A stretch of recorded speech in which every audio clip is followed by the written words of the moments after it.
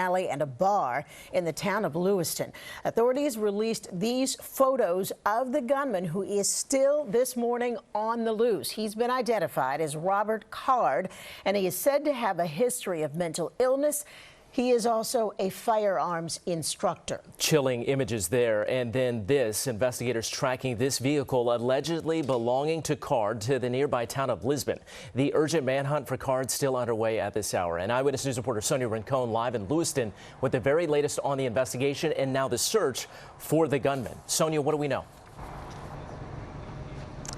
Mike and Sandra, good morning. We're as close as we can get to the crime scenes, which are being processed still. You know, Maine is a state that only had 29 homicides in all of last year. So for people here to be waking up to the news of a mass shooting that killed 20 people, perhaps more, raises so many questions about what went terribly wrong.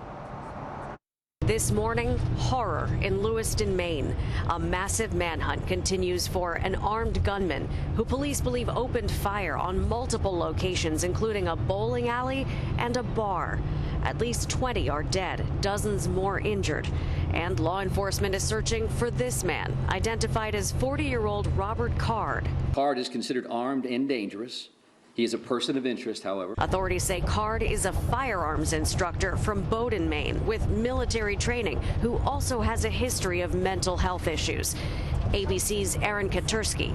This past summer, he spent 2 weeks at a mental health facility somewhere in Maine after he reported hearing voices. Sources say the gunman, armed with an assault-style rifle, entered the bowling alley and began firing while a youth bowling league event was taking place. How many shots did you hear fired?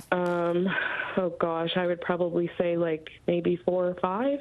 And you said it felt like it went on forever. Yeah, it felt like it lasted a lifetime. Maine State Police urging people in Lewiston and nearby Lisbon to stay indoors and for businesses to remain closed until the suspect is apprehended. I got helicopters flying over my house with searchlights, and it's unreal. Schools are closed in the area today. Law enforcement also releasing a photo of this white vehicle they believe Card was driving, found empty in neighboring Lisbon. Several ambulances, stretchers, and law enforcement have been seen outside hospitals where they've been treating victims. President Joe Biden and the Attorney General have been briefed on the tragedy. The president speaking with Maine's governor and offering full federal support.